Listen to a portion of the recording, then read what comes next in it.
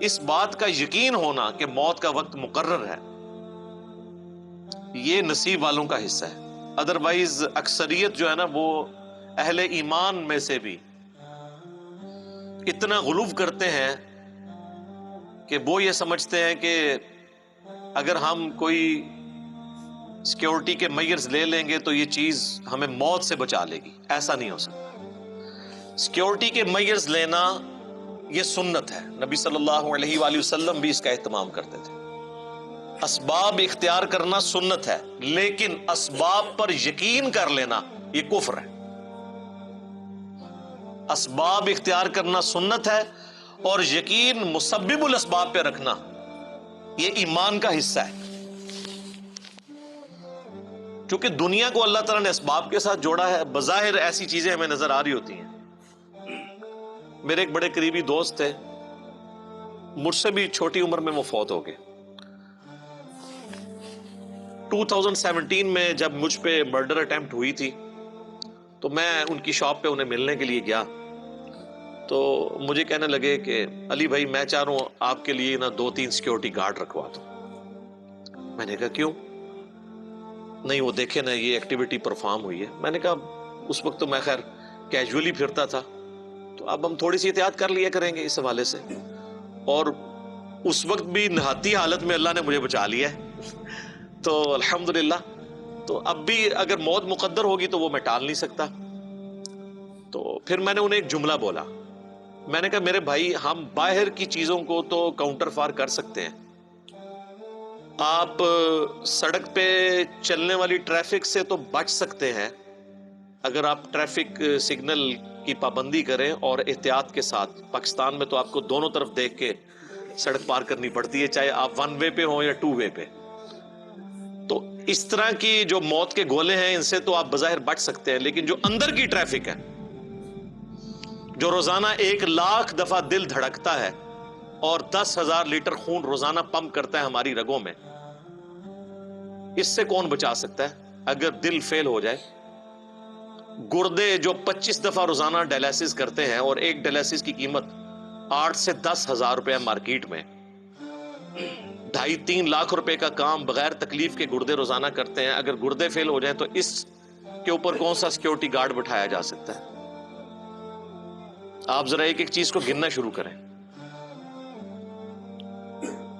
تو ان کو یہ میری بات سمجھ آ گئی، لیکن چند ہی ہفتوں کے بعد وہ خود ہارٹ فیل سے دنیا سے چلے گئے۔ اللہ تعالیٰ ان کی مغفرت کرے۔ نیک آدمی تھے، ہماری اکیڈمی کے ایک آپ سمجھ لیں شروع کے جو ممبرز تھے ان میں سے ایک تھے۔ تو لیکن میں آپ کو بتا رہا ہوں کہ اندر کی ٹریفک کو کون روک سکتا ہے؟ تو یہ مسلمان کا یقین ہونا یہ بڑا ضروری ہے۔ کہتے تو آپ دیکھیں گے کہ جن لوگوں نے زندگی میں خدا کو کبھی سیریس نہیں لیا ہوتا نا، آپ ذرا ان کی بھی زبانیں دیکھیں، اتنی لمبی ہوں گی، او جی جیڑی رات جیڑی قبر ہے وہ باہر نہیں ہے، یہ کہتے ہیں نا۔ تو اگر یہی بات ہے تو جو قبر سے باہر زندگی گزار رہا ہے بغاوت کے اوپر مبنی، نہ تو حقوق اللہ کا کوئی پاس رکھتا ہے اور نہ کوئی حقوق العباد کا خیال رکھتا ہے، حرام خوریاں تیری گھٹی میں پڑی ہوئی ہیں اور لوگوں کا مال تو ہڑپ کرتا ہے، لوگوں کے پلاٹس ہڑپ کرتا ہے، اور بات یہ کر رہے تھے جیڑی قبر وچ رات ہے وہ باہر نہیں ہے۔ اگر تیرا یہ یقین ہوتا کہ قبر میں جو رات ہے وہ باہر نہیں ہے اور قبر میں جا کے کسی کو منہ دکھانا ہے تو تیری زندگی اس طرح کی گزر رہی ہوتی؟ تو یہ ایک روایتی جملے ہیں، جس طرح ہمارے پولیٹیشنز، ہمارے ریاستی اداروں کے جو ترجمان ہیں، ماشاءاللہ آپ گفتگو سنیں تو بسم اللہ الرحمن الرحیم اور انشاءاللہ اور الحمدللہ، اللہ تعالیٰ عام بندہ اس پہ خوش ہو جاتا ہے، اللہ کا نام پہ لیندے نے، اوے اللہ کا نام انجی پہ لیندے نے، انہاں دا تقیہ کلام ہے۔ اگر واقعی اللہ کو مانتے ہوتے اور یہ جواب دے ہوتے تو اس طرح ان کی زندگی گزر رہی ہوتی؟ ایسے نہ ہوتا۔ یہ صرف ایک روایتی ہماری کلام ہے جو ہم بولتے ہیں۔ تو اسی طریقے سے یہ بھی لوگ روایتاً بات کرتے ہیں کہ جی جو قبر میں رات ہے وہ باہر نہیں ہے، جو باہر ہے وہ اندر نہیں ہے۔ اگر اس پہ یقین ہونا تو اس کا منطقی انجام یہ ہونا چاہیے کہ قبر کی تیاری کی جائے۔ لوگ یہ جملہ بول کے یہ بتانا چاہتے ہیں کہ جی کر لو جو کچھ کرنا جائے، اسی بدماش جائے، اسی چیزیں قبر ہی جانا جب تک اسی باہر وہ یہ رزلٹ نکال رہے ہوتے ہیں۔ حالانکہ رزلٹ تو اس سے یہ نکالنا چاہیے کہ میں اپنی قبر کی اور آخرت کی تیاری کروں، اس طرف دماغ بھی نہیں ان کا جاتا۔ الٹا وہ اپنے مخالفین کو تھریٹ لگانے کے لیے بات کرتے ہیں کہ جتنی میری زندگی لکھی ہوئی ہے وہ تو میں باہر ہوں. بھائی جو تو باہر ہے تو اندر کی تیاری کرنا. تو یہ اصل اس میں سے مورل لیسن لینا چاہیے. وَلَئِن قُتِلْتُمْ فِي سَبِيلِ اللَّهِ او مُتْتُمْ، اللہ تعالیٰ فرما رہا ہے اگر واقعی تم اللہ کی راہ میں مارے جاؤ یا اپنی طبعی موت مر جاؤ جہاد میں، راستے میں، بیماری کے ذریعے، لَمَغْفِرَةٌ مِّنَ اللَّهِ وَرَحْمَةٌ خَيْرٌ مِّمَّا يَجْمَعُونَ، تو جو اللہ کی بخشش تمہیں ملنے والی ہے اور اس کی رحمت، وہ اس سے بہت بہتر ہے جو تم نے دنیا میں جوڑ کے رکھا ہوا ہے، چاہے وہ زندگی ایز این ایسٹ یا دنیا کے ایسٹس جو تم نے جوڑے ہوئے ہیں، اس سے بہتر اللہ کے پاس ہے. میں کہتا ہوں جی اگر واقعی جس میں رتی برابر ایمان ہے نا، اسے یہ آفر کی جائے نا کہ مرتے ہی تم سیدھا جنت میں جاؤ گے، تو آدھے مسلمان آج ہی مرنے کے لیے تیار ہو جائیں کہ یار ادھر تو ذلت کی زندگی کاٹ ہی رہے ہیں، چلو اس سے تو جان چھوٹے گی تو آگے اربوں سال کی ہمیشہ کی زندگی مل جائے گی. اور اگر کوئی ایفرٹ اس کے لیے واقعی پٹ کر رہا ہے نا، پھر اس کے لیے زندگی لائبلٹی ہوگی، آخرت ایسٹ ہوگی. اسی لیے تو اللہ نے قرآن میں جگہ جگہ اس چیز کو ایڈریس کیا ہے کہ یہودیوں اگر تم یہ کہتے ہو نا ہم اللہ کے لاڈلے ہیں، اللہ کے چہیتے ہیں، تو موت کی تمنا کیوں نہیں کرتے؟ موت سے تو تم اس طرح بھاگتے ہو.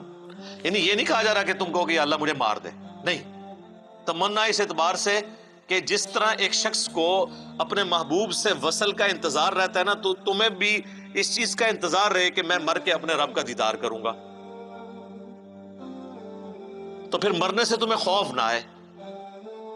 اور سب سے زیادہ خوف یہودیوں کو ہوتا تھا، اسی لیے قریش مکہ تو کافر ہوئے ہیں، یہودی کافر نہیں ہوئے، وہ منافق ہو گئے، اوپر سے کلمہ پڑھ لیا تاکہ دونوں طرف پارٹیاں بنا کے رکھیں، کیونکہ ان کو اپنی جان عزیز تھی. اسی لیے سورۃ البقرہ میں آئے کہ یہودی جو زندگی کی ہرس رکھتے ہیں نا، یہ مشرکین سے بھی زیادہ رکھتے ہیں.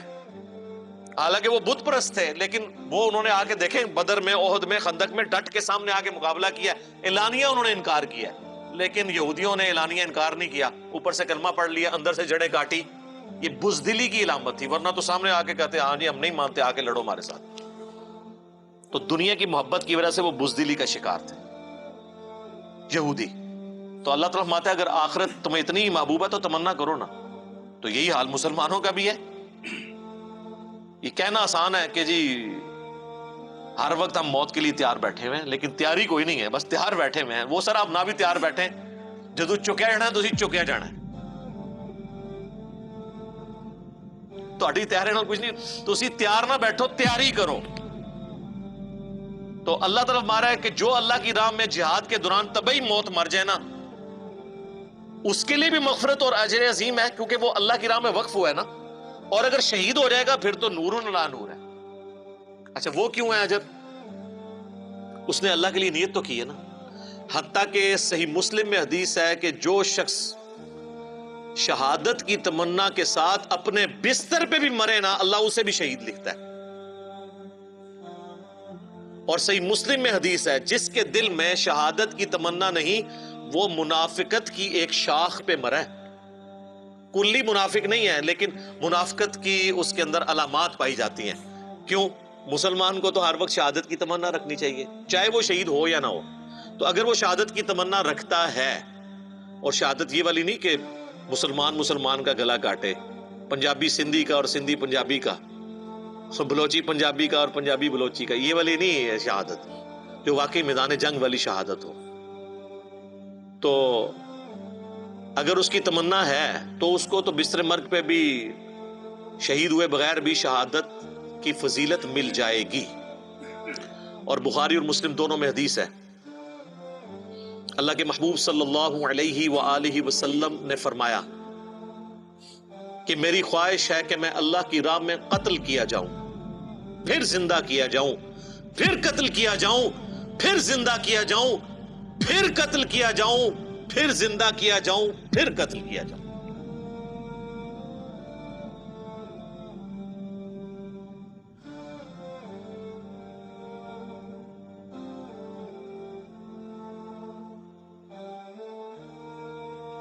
یہ حضور کی خواہش تھی.